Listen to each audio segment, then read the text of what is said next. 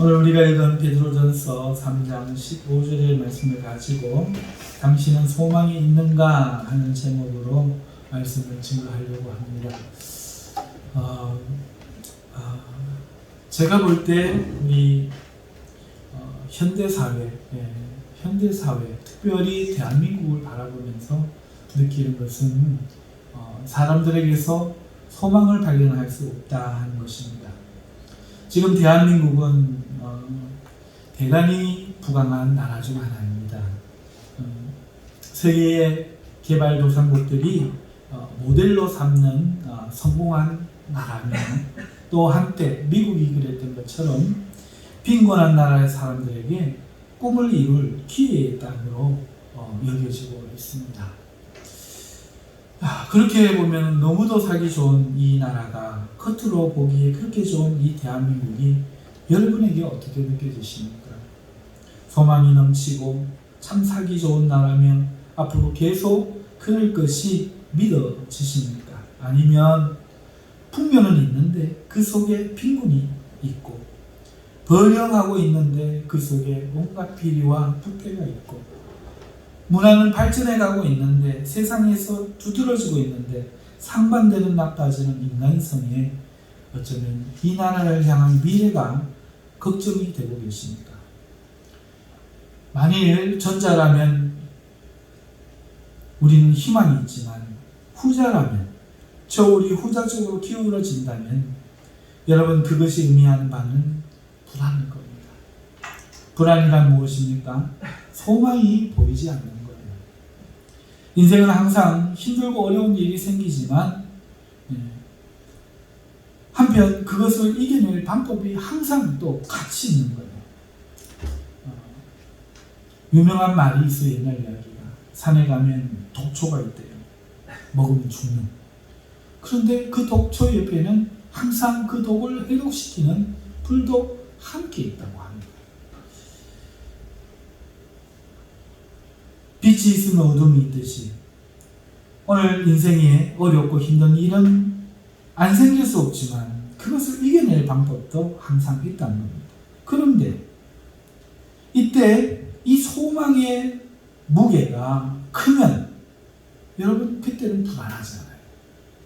반대로 소망이 보이지 않으면 그때 불안해지는 겁니다. 그래서 어려움과 소망이 이겨낼 방법이 우리의 저울에서 어느 쪽으로 기울여지느냐가 우리의 불안과 평안을 결정한다는 것이죠. 오늘 우리가 이 나라를 보면서 우리의 미래를 그려보면서 만일 우리가 오늘 소망이 없다면 그래서 불안해진다면 그것은 힘든 일 때문이 아닐 겁니다. 그것은 이 땅을 바꿀 이 어려움을 이길 소망이 보이지 않는 이유일 것입니다. 하루만 먹고 살다가 죽을 겁니까? 그렇기 때문에 오늘 우리는 오늘 가진 것이 많다고 해도 결코 기뻐할 수가 없는 겁니다. 지금 우리나라에 넘치는 게 돈이라고 합니다. 믿겨지세요? 여러분 거리에는 온통 외제차고 또 아파트 값은 천정부지로 치솟았습니다. 그런데 그 어느 때보다 굶어 죽거나 삶의 비관에 자살한 사람이 더 많다고 합니다. 이번에 목사님이 어제 잠깐 왔다 가셨는데요. 오셔서 부산 지역의 목사님들 이야기를 해주셔요. 급이 다르고요. 여러 교회들 다녀보니까 여기서는 7,000원짜리 누구찌개를 성도가 목사님한테 대접을 하는데 그걸 감사하게 받는답니다. 왜냐하면 그 성도의 형편이 그래요. 그런데 저 해운대 쪽으로 가면은요, 한 끼에 35만원, 50만원씩 하는 것을 어렵지 않게 전 교육자를 불러서 대접하고도 힘들지 않은 능력이 있다고 합니다. 이쪽에 있는 교회의 목사님이 다르고 저쪽에 있는 교회 목사님이 달라요. 그것이 오늘 부산의 현실이에요. 그러다 보니까 작은 교회 목사님이 성도가 41명 있는데 빚이 8억이래요. 그리고 목사님이 다른 교회 가려면 무조건 1억, 2억은 가지고, 작은 교회라도 40명 교회라도 가지고 가야 되는 거예요. 이게 현실이라고 합니다. 교회에 소망이 있을까요? 나라의 소망이 아니라 교회의 소망이 있을까요? 그 목사님도 그것을 요구를 받았고, 그렇게는 목회하고 싶지 않다는 아픈 소망을 이야기했습니다. 그리고 돈이 없다는 이유로 목사님을 부교육자를 퇴직금도 주지 않고 2년을 일한 사람을 내보냈다고 합니다. 우리는 그렇게 부교육자가 나오면 어떻게 합니까? 성도들이 돈이 없으면 대출을 받아서라도 부목사님 나가시는데 퇴직금을 마련해서 드리죠. 그게 도리 아닙니까? 그런데 퇴직금 돈이 없다는 이유로 그냥 내보는 거예요. 그 담임 목사님에게는 예수님이 계셨을까요? 돈님이 계셨을까요? 돈이 없으면 그렇게 해도 되는 건가요? 예수님이 그렇게 하셨을까요? 그런데 이게 현실이에요. 강단에서는 얼마나 맞는 말을 했겠어요. 이게 현실이에요. 여러분, 세상과 교회가 지금 다르지 않습니다. 정말로 넘치는 돈을 가지고 살아가는 사람도 있지만 그렇지 못한 사람들도 상대적으로 넘치는, 우리나라의 이 넘치는 돈은 소망을 우리에게 줄 것 같았는데 주지 못하고 오히려 빈익빈 부익부 현상을 만들어, 이제 부라는 것은 대물림하지 않으면 개인이 창출할 수 없는 그 비관적인 세상을 만들고 있습니다. 그래서 금수저, 흑수저라는 말이 있는 겁니다. 오늘 MBC 뉴스를 보니까 라면도 한 봉지에 380원짜리가 있는가 하면 2,200원짜리가 있어서 라면도 양극화가 되고 있다고 합니다. 누구는 380원짜리 라면을 먹을 수밖에 없고, 누구는 380원짜리는 고르지도 않는 세상이 된 겁니다. 여러분, 행복이라는 것은 어떤 하나로 정의할 수 있는 개념은 아니죠. 마찬가지로 이 불행을 느끼는 것도 여러 가지로 느끼게 되는데, 가장 큰 불행 중 하나는 남과 비교되는 불행이잖아요. 이 양극화 사회는 상대적으로 없는 자들에게 더욱 절망을 느끼게 하고 소망을 빼앗기고, 있는 자들에게는 있는 것에 대한 감사보다 교만, 그리고 회의, 방탕으로 빠지게 하는 요소가 되는 거예요. 지금 이러한 전조 현상을 보면서, 우리나라가 앞으로 가는 그 앞길을 보면서 이것을 깨트리고 바로 세울 어떤 인물, 어떤 힘, 어떤 운동, 이거를 발견할 수 없는 거예요. 우리의 불안의 원인은 거기에 있어요. 오늘 우리 자녀들이 그래요. 우리 자녀의 꿈을 물어봤어요. 예수님 믿는 자녀잖아요. 우리 4대째 내려오는 집안의 자녀가 하는 얘기가 카페 주인이 돼서 돈 벌고 싶대요. 이게 현실입니다. 사랑하는 성도 여러분,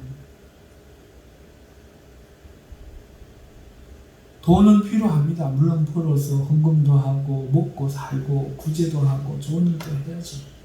근데 돈 버는 게 목표가 되는 것이 언제적부터 이런 일이 있었을까요? 언제들부터 우리 부모들이 자녀들에게 소망을 심어주지 않았던 걸까요? 그럼 이게 불안이라는 거예요. 불안한 거예요. 그 목사님 하시는 얘기예요. 부산 교회마다 가보면 축복을 받으라는 얘기를 넘친다는 거예요. 복을 받으셔야 된다는 거예요. 왜 복을 받으라 합니까? 그분이 이렇게 설교를 했다고 해요. 자기가 가르치는 그 성도들에게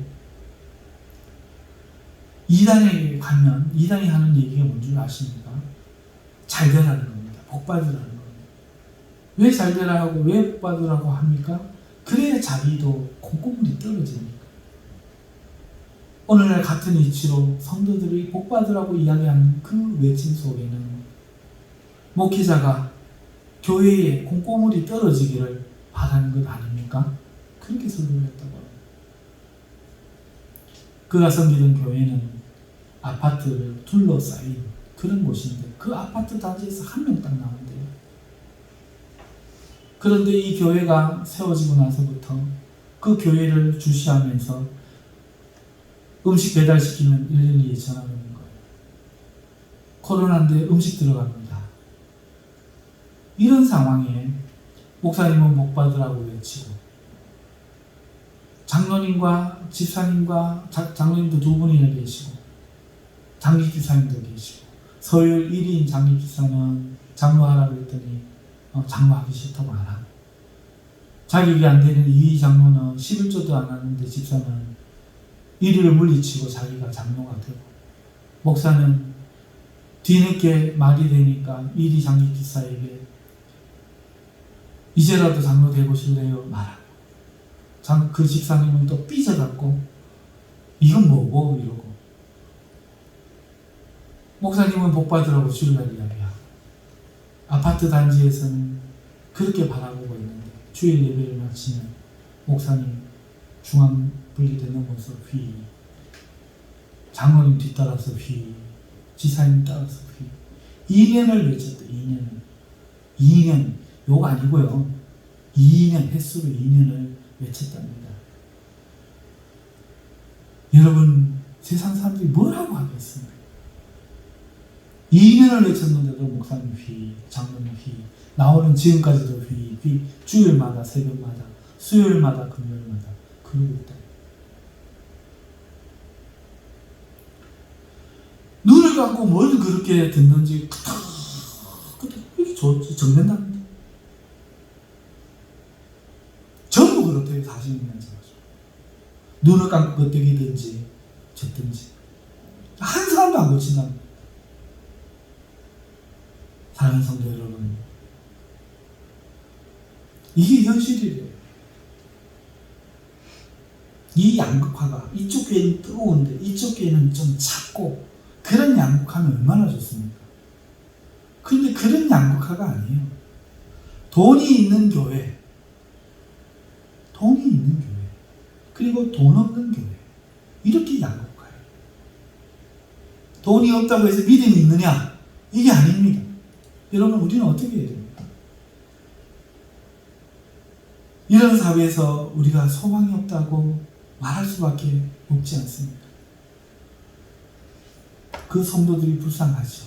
어떻게 해야 합니까? 현대사회는 이렇게 정말 양극화가 심해지면 심해질수록 돌아올 수 없는 길을 건너고 있습니다. 미국과 같은 거리가 생기겠죠. 흑인들이 사는 마약을 팔지 않으면 안 되는 살인사고가 밤새 나고 경찰이 달려고 저기는 엘리트 지역들이 살고 있는 그 미국 그런 사회가 되지 말라는 법이 있겠습니까? 그런데 교회는 어떤 역할을 하고 있나요? 교회가 말하는 예수님 어디에 있나요?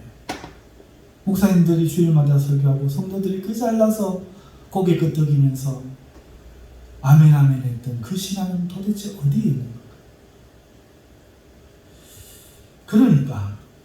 그러니까 소망이 없는 겁니다. 이걸 바꿀 만한 능력이 안 나타나는 거죠. 제 설교가 많이 날이 서 있다고 여러분들이 최근에 느끼셨을 거예요.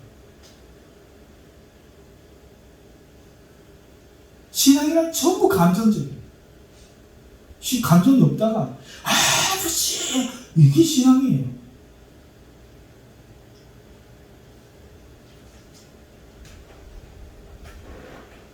감정이 신앙일 것 같으면 물론 감정도 따라오지만 감정이 신앙일 것 같으면 벌써 바뀌었어요.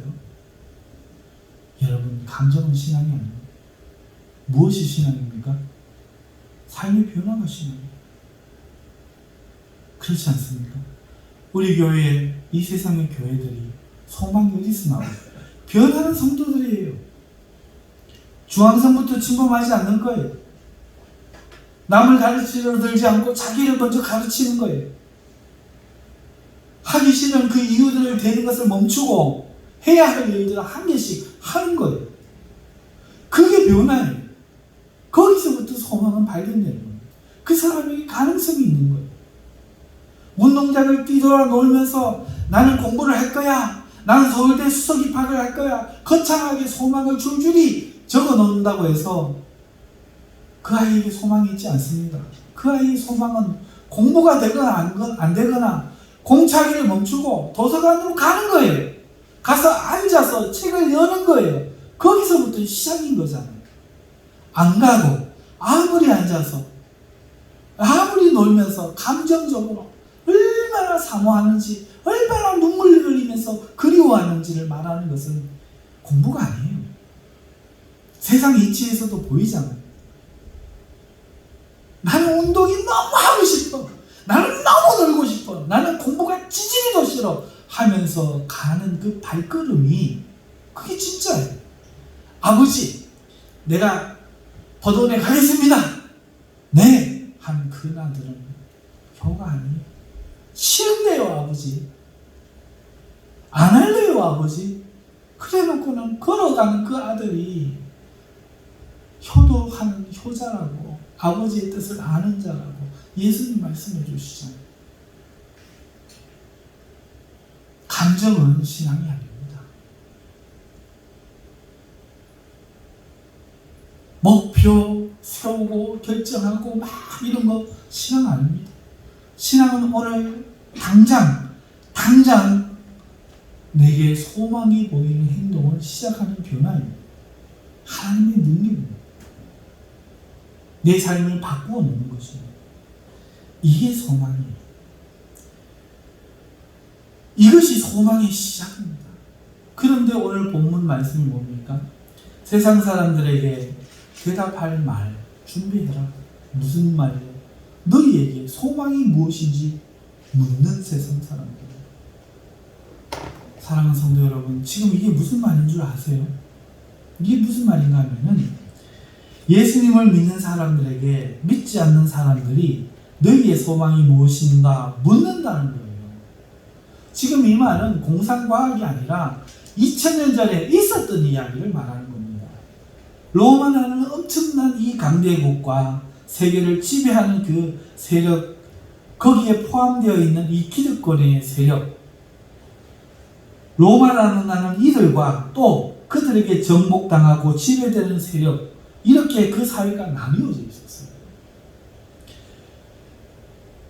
그래서 후자에 속한다는 것은 대단히 슬픈 일이었습니다. 그리고 비참함이었죠. 그래서 자신들에게 없는 그 소망을 그리스도인들에게 발견할 수 있는 겁니다. 여러분, 기득권은 그렇지 않았지만 이 후자의 사람들은 항상 날마다 비참함을 느꼈어요. 소망이 없었어요. 아무리 노력해도 자신들은 소모품이 인간이 아니었습니다. 그저 존중받지 못하는 사람의 모습을 한 짐승일 뿐이었어요. 그게 노예요, 피정복 당한 사람의 삶이었습니다. 그들이 로마인을 보면서 느끼는 상대적 박탈감과 삶의 불안함은 이로 말할 수 없을 겁니다. 그런 시기였다. 그런데 어느 날 자신이 알던 사람들이 바뀐 겁니다. 자신들과 같은 처지의 사람들이 웃고 있는 거예요. 두려움과 피곤함과 비굴함과 짜증으로 얼룩져야 할 사람들의 얼굴이 해맑게 빛나고 있는 거예요. 어울리지 않게도 감사를 하고 있고 놀랍게도 소망이 있는 사람들처럼 살고 있는 거예요. 희망이 보이는 거예요. 그래서 그들에게 묻는 거예요. 이 사람들이 묻는 거예요. 대부분 기독교인들이 그런 사람들이거든요. 무슨 일이 있어요? 뭔데요? 나도 좀 합시다. 소망이 뭡니까 당신? 소망이 있는 것 같은데. 그래서 묻는 거예요. 이것이 실제 이야기였다는 거예요. 지금 바울은 이론을 말하는 게 아니고 실제 일어나고 있는 이야기를 물었어요. 이렇게 너희들에게 지금 묻지 않냐? 이럴 때 대답할 이야기를 준비해라. 이렇게 지금 말하고 있는 것이지. 없는 이야기가 앞으로 있을 건데 이렇게 대답할 말을 그때 혹여 누가 묻거든, 혹여 누가 묻거든, 만일 누가 묻거든 대답을 해줘라. 이런 말이 아니었다는 거예요. 이 말씀은요, 매일 듣는 이야기거든요. 초기 기독교인들이, 로마의 기독교인들이 매일 듣는 이야기였다는 거예요. 매일. 너는 뭔데? 너 왜 바뀌었는데? 너 왜 웃는데? 속 없냐? 도대체 네가 믿는 바가 뭔데? 네가 왜 웃을 수 있는데? 왜 안 두려워하는데? 왜 나처럼 비굴하게 살려고 애쓰지 않는데? 도대체 뭔데 네가 그러느냐? 왜 우리를 불안하게 하느냐? 왜 우리가 그나마 가지고 있는 이것도 너희 때문에 깨지게 하느냐? 이렇게 따지고 묻고 했다는 겁니다. 이것이 그 당시의 이야기였어요. 자, 사랑하는 성도 여러분, 이 로마 교회에 편지를 쓰는 이 베드로 사도의 이 이야기를 한번 들어보십시오. 이 바울의 이야기를 한번 들어보십시오. 여러분, 이 그리스도인들, 이 변화가 어떻게 시작되었을까요? 그들은 분명히 인생의 절망뿐이었던 사람들이었습니다. 그런데 그들이 어떻게 소망을 갖고 기쁨을 되찾기 시작했습니까? 우리가 알듯이 우리가 믿는 그 예수님을 믿었기 때문에, 우리가 지금 알고 있듯이 우리가 믿는 그 예수님을 이들이 믿었어요. 그게 이유입니다. 예수님을 믿는 순간 그들은 자신들이 더 이상 혼자가 아닌 것을 알았어요. 자신들을 사랑하시고 도우시며 구원하시는 분이 계신다는 사실을 그들은 알게 되었습니다. 그리고 그분은 전능하신 하나님이시며 온 세상에서 참되고 유일한 참 신이심을 그들은 알게 된 겁니다. 그리고 그분이 기꺼이 자신들을 도우실 것임을 알았기에 그들은 소망을 갖게 됩니다. 우리식으로 이야기를 하나 할게요. 우리식으로.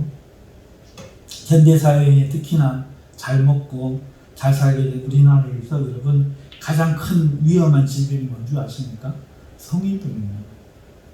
그리고 그 성인병의 거의 모든 원인이 비만이라고 합니다. 그래서 비만은 이제 더 이상 선택의 문제가 아니라 사느냐 죽느냐 하는 중요한 문제가 되었다고 합니다. 다이어트가 필요하죠. 하지만 다이어트는 쉬운 게 아닙니다. 육체적으로 활동이 적은 삶의 방식도 문제인데다가 맛있는 것들에 대한 식욕을 이겨내야만 성공하는 거예요. 그래서 성공한 사람이 드문 거죠. 다시 돌아가는 겁니다. 그런데 만일 비만과 질병으로 시달렸던 어떤 사람이 다이어트에 크게 성공해서 건강한 모습을 가진다면 어떻게 되겠습니까? 아마도 그를 알던 많은 사람들은 크게 환영하며 놀라며 그에게 인사를 건넬 겁니다. 그리고 어떻게 다이어트에 성공했는지 그 비결을 묻겠지요. 그리고 수많은 사람들이 관심을 갖고 그 다이어트에 성공한 사람에게 묻는 그것이 그 사람에게 귀찮을까요? 아니요. 귀찮지 않을 것입니다. 오히려 물어주는 것이 감사하고 다이어트에 보상받는 것 같고 인정받는 것 같아서 기분이 좋을 겁니다. 그는 기꺼이 자신이 어떻게 감량에 성공했는지 이야기해 줄 마음이 있을 거예요. 여러분, 이것이 동일하게 초대교회에 일어났다는 얘기예요. 삶의 절망과 피곤함과 두려움으로 찌들어 살던 사람들에게 복음이 소망을 준 거예요. 예수님을 주인으로 삼았더니 그것이 소망을 준 거예요. 복음은 세상이 알지 못하는 위로와 기쁨을 그들에게 분명히 가져다 준 겁니다. 복음을 믿고 예수님을 섬긴 후에 그들은 즉시로 마음이 변했습니다. 표정이 바뀌었습니다. 삶의 모습이 변했습니다. 이것이 예수님을 믿는 사람들의 동일한 모습이었어요. 그리고 이를 본 사람들이 무엇이 저들을 변하게 했는가 묻지 않을 수 없었던 것입니다. 분명히 노예예요. 고단해요. 바뀔 가능성은 없어요. 오늘날 금수저, 흑수저보다도 더 심했을지도 몰라요. 한 번만 눈밖에 나면 잘못되는 거예요. 비굴하게 살아야 돼요. 수많은 수치와 부끄러움을 당하고도 자기들끼리도 싸워야 돼요. 그런 현실 속에서 예수님을 믿은 거예요. 그 소망이, 예수님을 믿는 그 소망이, 예수님을 주인 삼는 그 소망이 이들을 완전히 바꾸었다 하는 겁니다.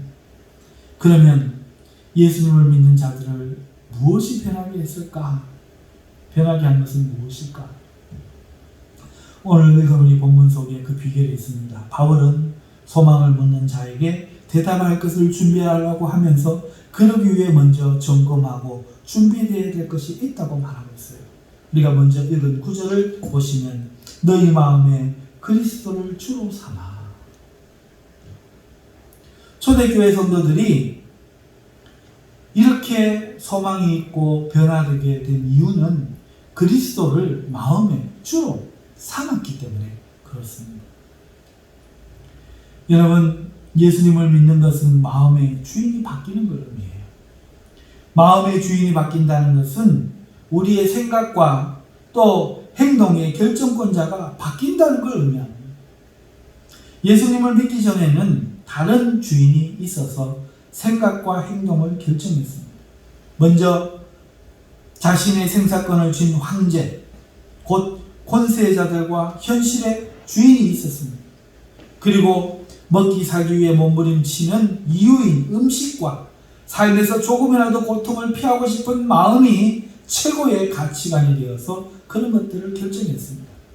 그러나 이런 것들은 이유일 뿐, 이러한 것에 지배당하는 것은 오로지 자신의 마음의 주인이 자신이었기 때문에 자신이 결정한 겁니다. 그러니까 예수님을 믿기 전에 자신의 생각과 감정이 항상 자신의 가치 판단과 행동을 결정한 거예요. 자신이 주인이기 때문에 스스로 그러한 판단을 한 겁니다. 저 사람에게 굴복해야 됩니다. 음식을 먹기 위해서는 어쩔 수 없다. 살아남으려면 어쩔 수 없다. 이렇게 판단을 스스로 주인이기 때문에 결정을 했다는 겁니다. 그런데 복음을 들었어요. 그리고 예수님을 주로 섬겨야 된다는 그 요구에 따라 예수님을 구주로 마음에 삼았습니다. 그러자 이들은 즉시로 선택받았습니다. 죽음 앞에서, 삶과 죽음 앞에서 황제를 주로 부를 것인지 아니면 예수님을 주로 부를 것인지 그들은 선택이 되었습니다. 그게 그들의 첫 번째 결정이었어요. 누가 주인이냐? 회사 사장님이 주인이냐? 예수님이 주인이냐? 은행의 통장이 내 마음의 의지냐? 공허한 약속과 같은 예수님의 약속이 내 의지냐? 나는 무엇으로 살 건가? 이거에 대한 선택을 해야만 했어요. 이 현실이었어요. 예수님을 주라고 분명히 불러야 했어요. 로마 황제를 주라고 불러야 되는, 그래서 황제의 명령을 듣지 않으면 죽는 그 현실 속에서 황제에 대하여 예수님이 나의 주인이십니다. 그리고 예수님이 명한 것이 아니면 할 수가 없습니다. 예수님이 하지 말라는 것은 내가 할 수 없습니다. 하고 노라고 외치는 이 결정을 그들이 해야 했다는 겁니다. 그게 마음의 구주로 삼는 거였어요. 그들은 이제 예수님을 섬기기로 했기 때문에, 그것이 복음이기 때문에 그들의 삶은 이제 자신이 주인이 아니고 예수님이 주인이 된 겁니다. 예수님의 말씀이 모든 판단과 행동의 기준이 되었던, 그전에는 내 삶, 내가 주인이니까 내 뜻대로 내 마음과 생각이, 내 감정이 내 가치를 따라서 나의 안락을 따라서 결정을 했는데 이제 결정자가 바뀐 거예요. 주인이 바뀐다는 것은 결정자가 바뀐다는 거기 때문에 예수님이 주인이 되었기 때문에 그 예수님을 주인으로 섬기기로 결정하고 그들 마음에 평안이 즉시 임했고 절망과 두려움이 물러가고 또 그들이 기도하는 대로 주님이 응답하기 시작하시고 은혜를 베푸시기 시작하시며 기도하지 않는 것까지 돌보시는 그 주님을 경험하면서 더욱더 그 믿음을 분명하게 한 것입니다. 그들은 거기에 감격하고 황제보다 큰 주님을 섬기는 것을 더욱 즐겁게 여겼어요. 전에는 이 주인이 날 죽이면 죽을 줄 알았어요. 이 음식을 못 먹으면, 이 돌로 떡이 되게 하지 않으면, 오늘 내가 일하지 않으면 죽을 줄 알았어요. 그런데 그걸 거절하고 예수님이 나의 주인입니다. 주님이 나를 먹고 먹이고 살리시는 주인이십니다. 그런 고백을 삶에서 변화해서 직접 삶으로 고백하기 시작하자 주님의 돌보심이 시작됐다는 거예요. 그리고 그걸 확인한 거예요. 그리고 그것이 그들에게 용기를 주기 시작합니다. 진짜구나. 살아계신 예수님이 진짜구나. 진짜 주인이시구나. 진짜 로드시구나. 진짜 황제시구나. 이게 믿음이 된 거예요. 그래서 그들은 그 주인이신 주님을 감격하며 섬겼으며 또 그뿐만 아니라 주님을 믿는 많은 형제들을 만났어요. 그들은 이제 더 이상 혼자가 아니었어요. 서로 위로를 하고 위로를 받으며 힘을 낼 수 있게 된 거예요. 그게 초대교회의 모습이었어요. 그런 상황에서 지금 바울이 이야기하는 거예요. 너희에게 이 소망을 묻는 자에게 어버버버 하지 말고 조리 있게 좀 이야기해봐라 하는 거예요. 그런데 그렇지 못하는 사람들도 있는 거예요. 그러면서 마음에 그리스도를 주로 삼아 주인으로 먼저 삼고 있는지 고백해라, 확인해라, 점검해라, 지금 이야기하고 있는 거예요. 놀랍게도 오늘날 많은 성도들에게 이 모습이 안 나타나요. 초대교회에 있어서는 일삼이했던 이 일이 다이어트의 성공만 해도 동일하게 나타날 수밖에 없는 이 일이 소망의 주인인 예수님을 동일하게 믿는 성도들에게 오늘날 나타나지 않는 것은 왜일까요? 왜 세상은 성도들에게 소망을 발견하지 못할까요? 왜 안 묻는 걸까요? 예수님을 믿고 나서 자신이 어떻게 바뀔 수 있었는지 왜 성도들은 오늘날 기쁨으로 말하는 사람이 없을까요? 정말로 주인을 삼은 건 맞습니까? 정말 예수님 믿는 게 맞나요? 내가 예수님이 누구시고 배운 그런 것들이 정말 당신을 예수님의 종으로 살게 하고 있습니까? 제 설교가 말씀은 이유가 여기 있어요. 맨날 감정만 이야기합니다. 마음에 큰 깨달음이 없어요. 그래서 어떻게 할 거예요? 오늘 내가 예수님을 믿는 주인으로 살았습니까? 기꺼이 삶에서 사장님이 주인이 아니고 예수님이 주인이시고 기꺼이 주님을 위해서 내가 굶을 각오하고 죽을 각오를 하고 주인을 한번 정했으니 남자가 칼 뽑았으면 무라도 잘라야지, 호박이라도 썰어야지. 내가 예수님을 주인으로 모셨는데 내가 요거도 먹고 내가 비굴하면 내가 힘든 일 하기 싫어서 벨벨거리고 도망가고 내가 주인 욕하고 돌아다니면 내 예수님이 어떻게 되는가? 그 앞에 서서 오늘 우리가 살았습니까?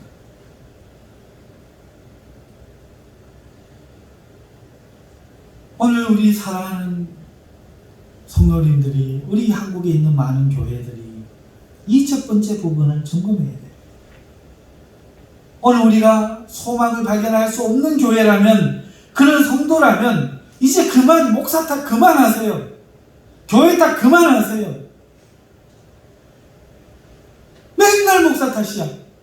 맨날 교회 탓이야. 우리 교회는 사랑이 없고, 우리 교회는 성령이 없고, 우리 교회는 말씀이 없고.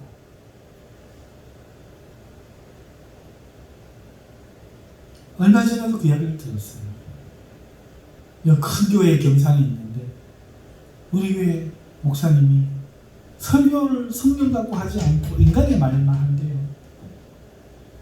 그럼 묻겠습니다. 그럼 그 사람은 예수님에 대한 그 믿음 때문에 사람들이 당신의 소망을 발견하고 묻던가요?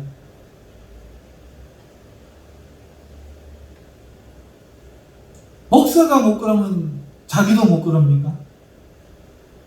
옆에 사람이 죽으면 나도 따라 죽습니까? 상관없는 거잖아요.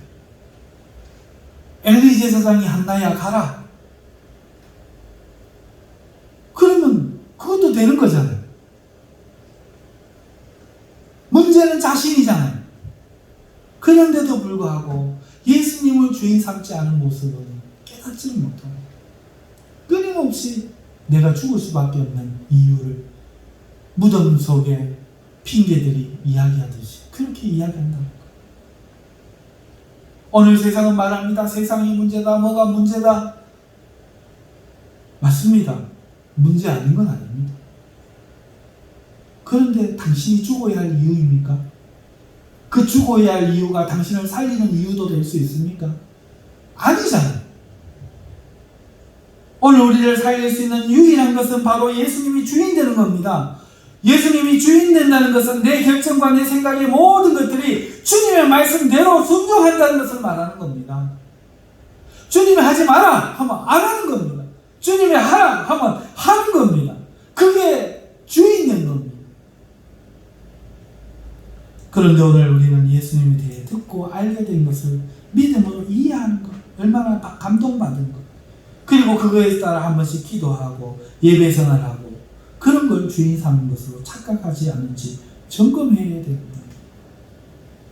오늘 자신의 생각과 감정이 삶의 행동과 가치관에 대해서 결정할 때 그 기준이 오직 주인이신 예수님의 말씀이었는지 점검해야 됩니다. 내 오늘 하루의 삶을 돌아보면서 잠들기 전에 나는 예수님의 말씀을 따라오는 살았나? 이게 아파야 되는데 뭐가 아픈 줄 아십니까? 어떻게 말을 그렇게 할 수 있지? 그러고 씹는 거예요. 전화하고 직원들끼리 우리 사장님 이렇고 저렇고 우리 목사님 이렇고 저렇고 그 직원이 그렇고 어떻고 저렇고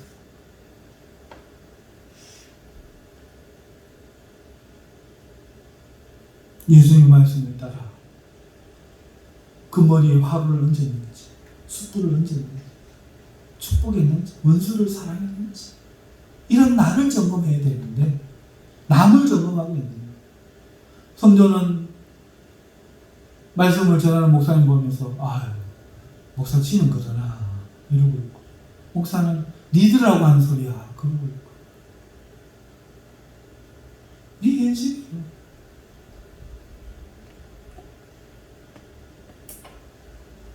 이건 김 집사가 들어야 되는데 이건 박 집사가 들어야 되는데 이러고 있잖아요. 주인 삼는 문제를 이야기하는 거예요. 아는 문제 말고 감정의 문제 말고 주인 삼는 우리 연하가요.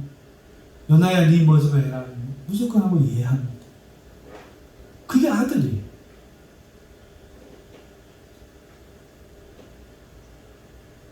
우리가 하나님의 자녀입니까? 아는데 기분이 나쁘네요. 말 안 하려고. 제 인간을 안 몰랍니다. 우리는 늘 그러고 사는 거예요. 아시잖아요. 이럴 수밖에 없는 연약한 인간인 거. 늘 이러고 사는 거. 다시 말하면 기초가 안 돼 있어요. 내 마음에 예수님을 주인으로 안 삼았다는 거예요. 그러니 교회 와도 두려움이 없어요. 목사는 사람이에요. 주님의 대리인이 아니에요. 기도할 때는 거룩하신 주의 사자 목사님이 거짓말은 그렇게 잘해놓고 절대로 배우고 회개하고 삶을 책망받고 이러지 않습니다. 그랬다가 그 순간부터 그냥 막 새파랗게가 달려듭니다. 여러분 그게 현실이라면 교회가 다른 세상에게 그들에게 희망이 될 수 있겠습니까? 그게 오늘 우리의 문제입니다.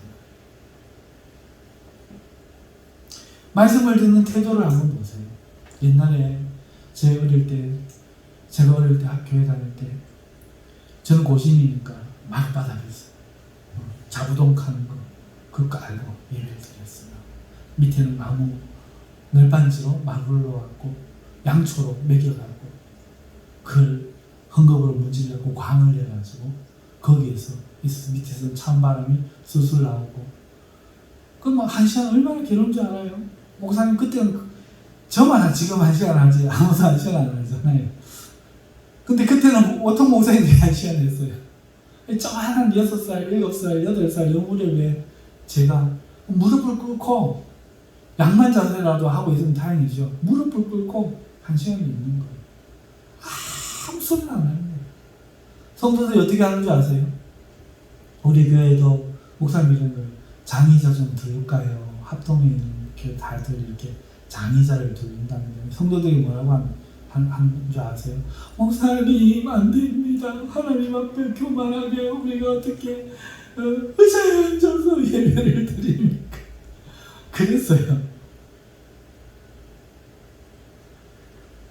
그랬더니 장애인이 앉았더니 다리를 쫙 벌려갔는데 그리고 다리를 탁 포개봤는데 이게 뭐 중요합니까? 그런 거지. 지식은 엄청나게 발전하고 있는데 그의 마음속에 하나님을 경외하는 경외심은 찾아볼 수가 없어요. 앉아가지고 맞다 틀리다 말씀 감별사들만 5,000명이 모이고 10,000명이 모이고 말씀을 얼마나 액센트 있게 좋은 어조로 연기하는 어조로 말씀을 잘 전하면 은혜를 받고 거기에 즐길 준비가 되어 있는 시청각 교인들이 늘어서고 있는 것입니다. 말씀 감별사들 목사의 표정 하나하나에서 읽어내려고 하는 어떤 영적인 감별사들 제 점수는요 오늘 설교는 별 4개 그런 사람들로 철폐 이건 주인 사는 게 아닙니다.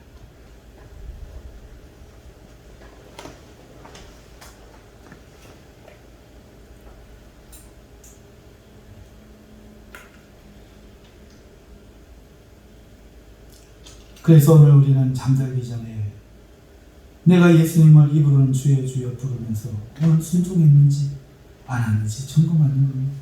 만일 그렇게 하지 않았다면 오늘 나는 거짓말쟁이 속이는 자예요. 그런 자에게서 어떻게 소망의 모습을 보이겠습니까? 그래서 사도 바울은 대답을 하기 전에 먼저 이 부분을 점검하라 본문하고 있는 것입니다. 두 번째 바울은 마음을 거룩하게 하라 이것을 점검하라 권면하고 있습니다. 여러분 예수님을 마음의 주인으로 모시면 그 다음에 할 것은 무엇입니까? 마음을 거룩하게 하는 것입니다. 왜냐하면 주인을 모신 집이 청결하지 않으면 종이 허물이 되지 않겠습니까? 그 전에 주인은 자신이었기 때문에 성도들의 마음은 틀림없이 자기의 취향대로 꾸며져 있을 겁니다.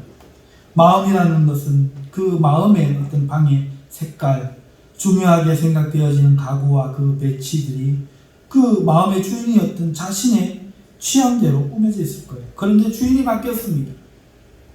당연히 새 주인에게 맞춰 단장해야 하지 않겠습니까? 마음의 생각이란 색깔, 관심의 초점 이런 것들이 예수님 것으로 바뀌어야만 되는 거죠. 그래야 예수님이 주인 되신 것이 맞죠. 주인을 모셔놓고 꼼짝하지 마세요. 아무것도 결정하지 마세요.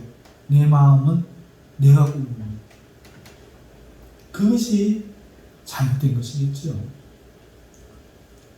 전에 우리의 마음에 삶에서 피굴이라는 소파가 놓여 있었다면 그 자리에 주님께 어울리는 용기와 당당함이라는 소파를 이제 놔드려야 합니다.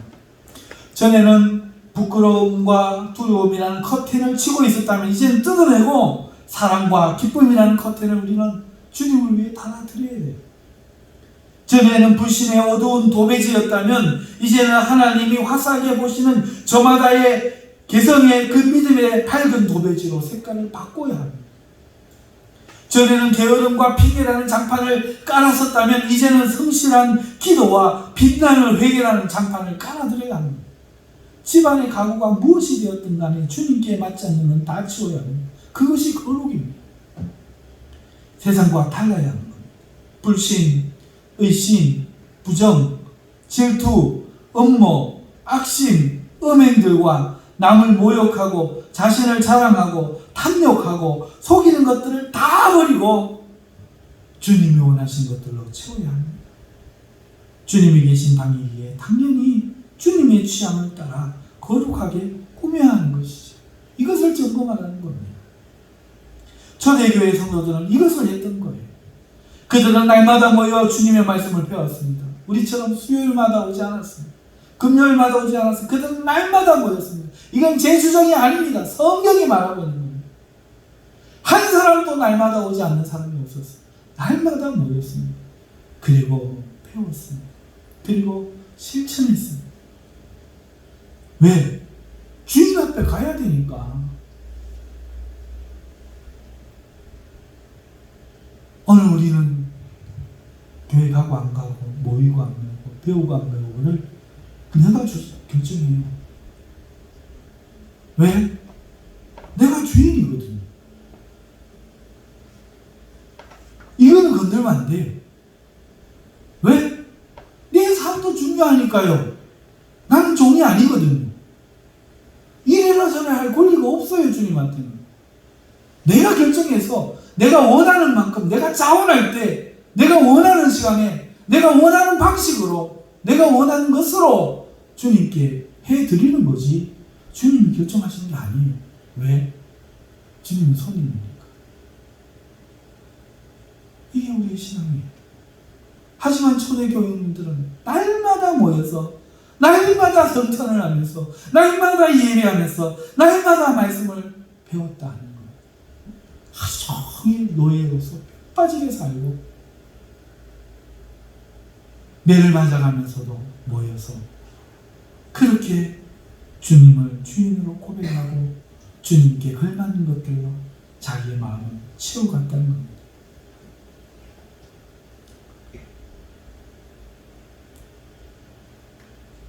그렇게 하기를 거부하는 자기의 마음을 십자가에 날마다 못 박았고 주님으로 날마다 새롭게 채웠습니다. 그런 그들의 내면은 바뀌기 시작했고, 그 바뀐 내면이 외적인 표정과 언어에 나타났고, 삶의 분명한 고백으로 당당히 나타나 죽음도 두려워하지 않게 된 겁니다. 그들의 많은 소망과 감사가 가득했고, 그들의 표정에는 만족함이 있었으며 사랑하는 일에는 물러섬이 없었습니다. 그것이 그들의 변화였습니다. 그렇기 때문에 세상이 그들에게 물은 겁니다. 나와 같은 처지에 있는 너는 왜 다르냐? 너 무슨 일이 있나? 그게 예수 믿는 거였어요.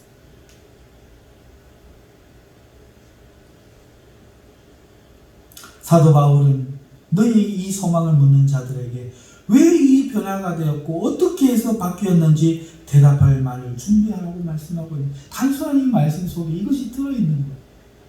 여기에 오늘 그러지 못한 우리의 모습도 들어있는 거예요. 사랑하는 성도 여러분, 예수님이 저와 여러분의 주인 맞습니까? 그러면 오늘 주님 말씀에 순종해야 됩니다.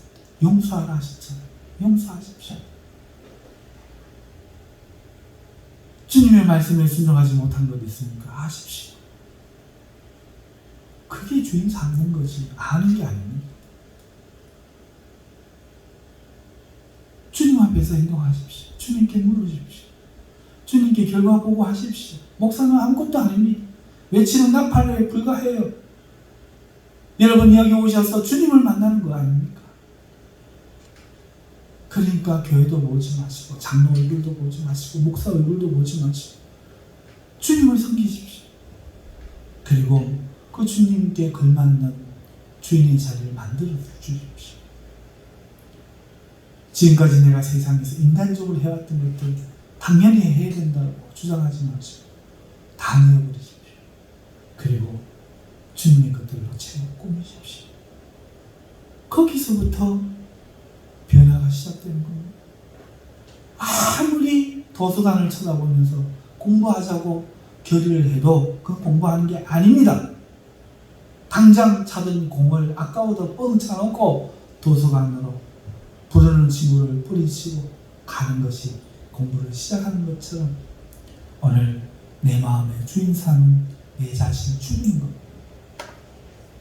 그럴 수밖에 없었던 이유를 말하는 나를 죽이고 내가 좋아하는 것으로 채워놨던 것들을 다 주님은 좋아하시는 것들을 바꾸는 시작이 우리의 시작이 되어야 될 줄 믿습니다. 결론적으로 우리가 아는 식으로 다시 정리하며 말씀을 맺겠습니다. 첫째로 예수님을 마음의 주로 삼으라는 말은 우리의 신분과 가치관이 변화되어야 한다는 겁니다. 내가 소속이 어딘지 분명히 해야 합니다. 나의 주인이 누구인지 분명히 알아야 한다는 겁니다. 우리는 세상의 소속이 아닙니다. 주님의 소유입니다. 우리는 주님의 대리인입니다. 전에는 내 마음대로 내 감정대로 세상의 가치관대로 결정하며 살았지만 이제는 그 어떤 사람이나 세력 앞에서도 또 스스로도 예수님의 말씀이 오직 삶의 유일한 결정권임을 기억하고 인정하고 순종해야 하는 것입니다. 그것이 우리의 믿음이 되어야 합니다. 두 번째로 우리의 마음이 거룩해야 한다는 말은 우리의 삶의 모습이 변해야 한다는 겁니다. 삶의 모습은 내 마음의 모습의 반영일 뿐입니다. 전에 우리의 삶은 내 마음의 모습이 나타났던 것입니다. 자신이 주인이기 때문에 그것을 스스로 결정했습니다. 그것이 나타난 겁니다. 하지만 주님을 주인으로 삼은 자들은 주님께 합당한 거룩을 이루어야 합니다. 그 마음에 주님의 거룩으로 채워야 됩니다. 그것이 삶에 나타나는 겁니다. 삶의 모습이 변하는 것은 내 마음이 주님께 맞추어졌기 때문에 변하는 것이지 우리가 일부러 만들어서 할 수 있는 게 아닙니다. 이 은혜가 우리에게 있길 바랍니다. 내게 은과 금은 없어도 신학 지식은 없어도 나는 예수님을 분명히 주인으로 모시고 오늘 살아가겠노라. 주님, 내 마음에 더러움을 싣고 주님 앞에 회개하오니 내 마음을 다스리시고 성령이여 내 마음을 주님의 것으로 채워주옵소서. 기도하는 복이 우리에게 있기를 바랍니다. 그래서 우리를 통해서 세상 사람들이 우리 얼굴을 보고 우리의 태도를 보고 우리의 삶을 보고 소망을 묻게 되는 날이 오고 우리는 기쁨으로 우리가 어떻게 바뀌었는지 우리에게 있는 소망이 무엇인지 소개하는 삶이 되기를 주님의 이름으로 축원합니다. 기도하겠습니다.